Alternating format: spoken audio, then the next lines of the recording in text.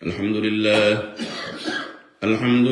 نحمده ونستعينه ونستغفره ونؤمن به ونتوكل عليه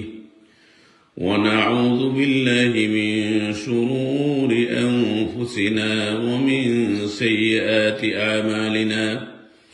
من يهد الله فلا مضل له ومن يضلله فلا هادي له ونشهد أن لا إله إلا الله وحده لا شريك له ونشهد أن سيدنا وحبيبنا ومولانا محمدا عبده ورسوله الذي أرسل إلى الناس كافة بشيرا ونذيرا وداعيا إلى الله بإذنه وسراجا منيرا أما بعد فقد قال الله تعالى في كلامه المجيد وفي فرقانه الحميد أعوذ بالله من الشيطان الرجيم بسم الله الرحمن الرحيم حاميم والكتاب المبين إنا أنزلناه في ليلة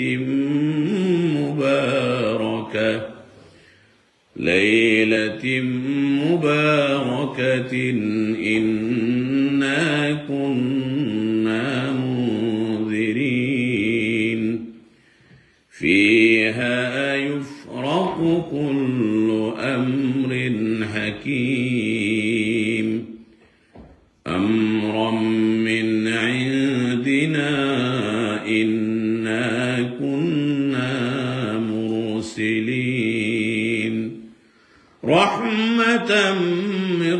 ربك إنه هو السميع العليم صلى الله على سيدنا ومولانا محمد وعلى آله وأصحابه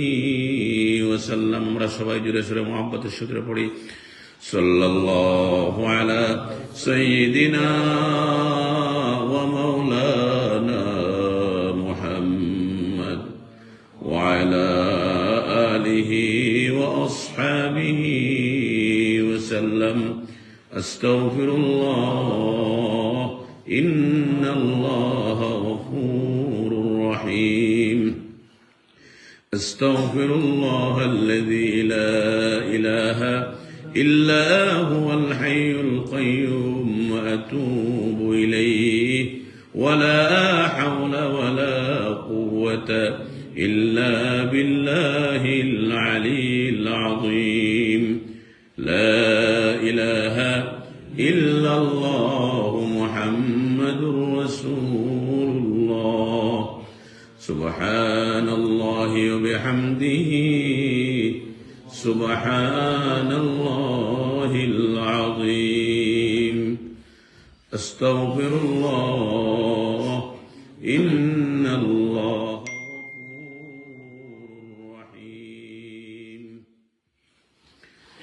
আলহামদুলিল্লাহ আমরা আল্লাহ পাক রব্বুল আলামিনের দরবারে লক্ষ কোটি শুকরিয়া সুজুদ কৃতজ্ঞতা জানাই যে মহান রব্বুল আলামিন আমাদেরকে এই মুবারক শাবান মাসের ফজিলতপূর্ণ লাইলাতুন নিসফি মিন শাবান, যেটাকে হাদিসের ভাষায় বলা হয়েছে, আমাদের দেশে যেটাকে শবে বরাত নামে অভিহিত করা হয়, আমরা জানি এই রাতে আল্লাহর ঘর মসজিদে পৃথিবীর মধ্যে সমস্ত সবচেয়ে ভালো জায়গা হচ্ছে আল্লাহর ঘর। এই আল্লাহর ঘরে আসার, বসার, আলোচনা করার, আলোচনা শোনার তৌফিক যে মহান রব্বুল আলামিন করে দিলেন, তার দরবারে আমরা সবাই শুকরগুজার হই, সবাই পড়ি আলহামদুলিল্লাহ। আল্লাহ পাক রব্বুল আলামিন যদি তৌফিক না দিতেন তাহলে আমাদের এখানে আসা, বসা কিচ্ছু সম্ভব ছিল না। এই যে সাউথ এন্ডে, ইংল্যান্ডের মতো এত সুন্দর একটি মসজিদ, এই এলাকা থেকে শুধু এই এতটুকু মুসলমান, এর চেয়ে অনেক বেশি মুসলমান আছে, কিন্তু সবার পক্ষে তো আসা সম্ভব হয় নাই। কারণ যাদের মধ্যে ইমানের জজবা আছে, ইমানের স্পিরিট আছে, তাদেরকে এই ইমান এবং আল্লাহর রহমত এই আল্লাহর করে এই পবিত্র রাতে নিয়ে আসছে। বলেন আলহামদুলিল্লাহ। তো এটা আল্লাহর পক্ষ থেকে একটা বিশেষ নিয়ামত। আমরা যে তিলাওয়াতটা করলাম, তো এই তিলাওয়াতের ব্যাপারে জনাব রাসূল করিম সাল্লাল্লাহু আলাইহি ওয়াসাল্লামের অসংখ্য হাদিস রয়েছে এবং আল্লাহ পাক রব্বুল আলামিন বলতেছেন যে এই তিলাওয়াত দিয়ে কেন আমরা শুরু করি, আর আল্লাহর কালাম কেন আমরা পড়বো, কেন শুনবো, কেন জানবো, কেন শিখবো। আমরা যদি যে যাকে জানে না সে তাকে মানে না, আমরা যদি আল্লাহকে না চিনি তাহলে আল্লাহর ইবাদত কেমনে করবো। এই জন্য এই আল্লাহর কালাম, আল্লাহ যেভাবে বড় তার কালামও ঠিক সেইভাবে বড়। সুবহানাল্লাহ। তো এই কালাম শুনলে কি হয়, আল্লাহ পাক রব্বুল আলামিন বলতেছেন, ইন্নামাল মুমিনুনা আল্লাযীনা ইযা যুকিরাল্লাহ إنما المؤمنون الذين إذا ذكر الله وجلت قلوبهم وإذا تليت عليهم آياته زادتهم إيمانا وعلى ربهم يتوكلون أولئك هم المؤمنون حقا لهم درجات عند ربهم ومغفرة ورزق كريم। নিশ্চয় ইন্নামাল মুমিনুনা আল্লাযীনা ইযা যুকিরাল্লাহ, এরাই হচ্ছে সত্যিকার রূপে ঈমানদার।